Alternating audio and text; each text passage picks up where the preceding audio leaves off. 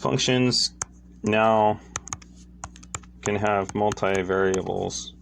For example, z is a function of f of x, y. X, y, these are known as the independent variables. They can be anything you want. This is the dependent variable. They can only be whatever is the function. Domain and range are a bit trickier now, just a bit. For example, if we have x plus y minus 1 over y plus 2, so the denominator cannot equal 0, so y cannot equal negative 2, and the square root must be greater than or equal to 0, so x plus y minus 1 has to be greater than 0. So our domain then is equal to x plus y minus 1 is greater than or equal to 0, and y cannot equal negative 2. Everything else works. And we can actually graph the domain. If we have our xy plot, we have the spot right here, and then right here,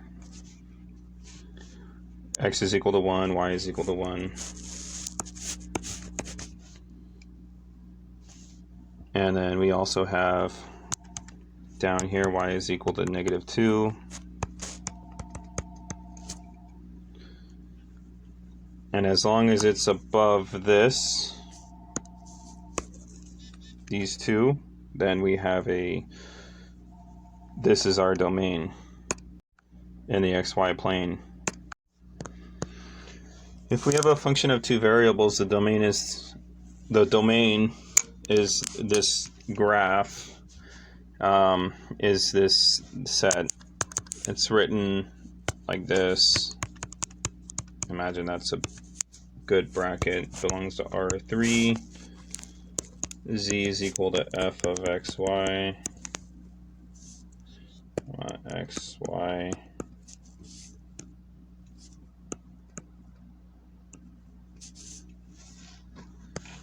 So what we could do then is we have this graph.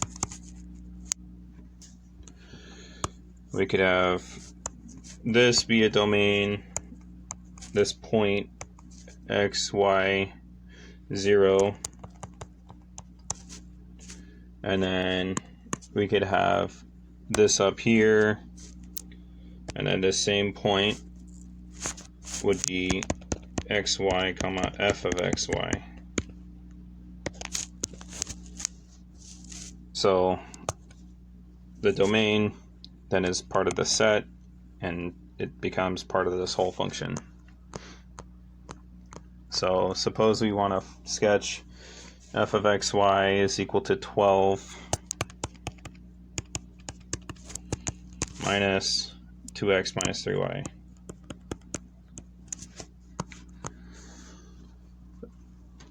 Z is equal to 12 minus 2x minus 3y. Or z is equal to 2, or z plus 2x plus 3y is equal to 12. One way is set all equal to 0, and then we get 3 points.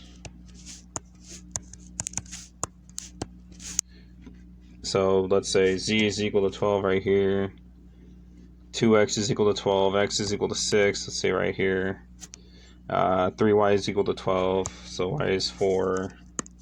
This is not to scale, but we would connect these points, and that would be our domain.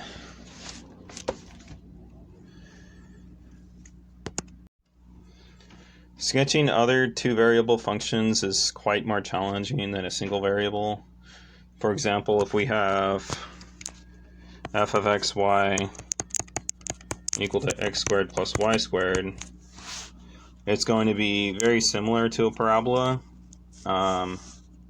So the first step would be to like find the domain.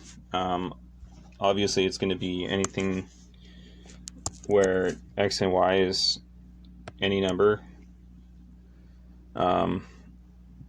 because there's no restrictions on it. The range, obviously neither of these can be below 0. Well, maybe with certain numbers that are invented, not like imaginary numbers. Imaginary numbers would definitely change things, but with real numbers, it would be 0 to infinity, not 8. Infinity, 0 to infinity. So what we can do is we can take traces. So we can do z is equal to x squared plus y squared. So we can do like a yz trace. So set x equal to 0. So that z is just equal to x, not x squared, y squared. This is the yz trace, and that's just a parabola in the yz coordinate system. Same thing for xz, but now it's a parabola in the xz coordinate.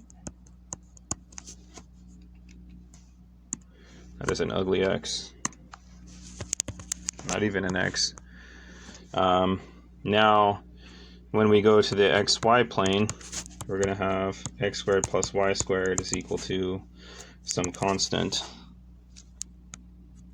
because z now is going to be changing, but this just will give us values of circles that are going to get bigger and bigger for different values of c. So when we go to graph our function f of x y is equal to x squared plus y squared, we're going to have this sort of parabola that gets bigger